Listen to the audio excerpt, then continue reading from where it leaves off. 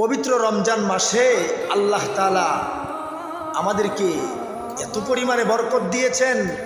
রমজান মাসে যদি আমরা ছোট্ট ইবাদত করি, আল্লাহ তাআলা এটার নেকি অনেক বেশি বাড়ায় দেয়। সুবহানাল্লাহ।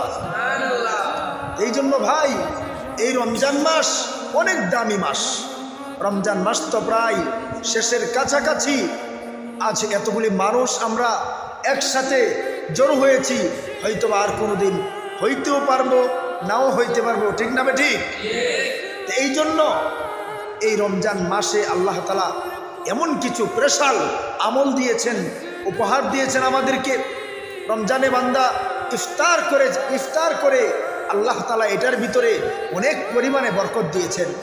বান্দা সেহরি করে আল্লাহ তাআলা এটার ভিতরে অনেক পরিমাণে বরকত দিয়েছেন। এই জন্য রমজান মাসের অল্প থেকে অল্প সময় যেন আমার আপনার নষ্ট না হয়, এই রমজান মাসকে আমরা কাজে লাগাবো ইনশাআল্লাহ। রমজান মাসকে আমরা সকলেই কি করব?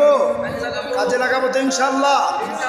এই জন্য এই রমজানে আমরা সব থেকে বেশি আল্লাহ তাআলার কাছে জাহান্নাম থেকে মুক্তি চাইব, এবং আল্লাহ তাআলা যেন আমাদেরকে জাহান্নাম থেকে মুক্তি দিয়া আল্লাহ তাআলা যেন আমাদেরকে জান্নাতের মেহমান বানায় দেয়। সবাই বলি আমিন। এবং আল্লাহ তাআলা যেন কবরবাসীদেরকে ক্ষমা করে দেয়। সবাই বলি আমিন।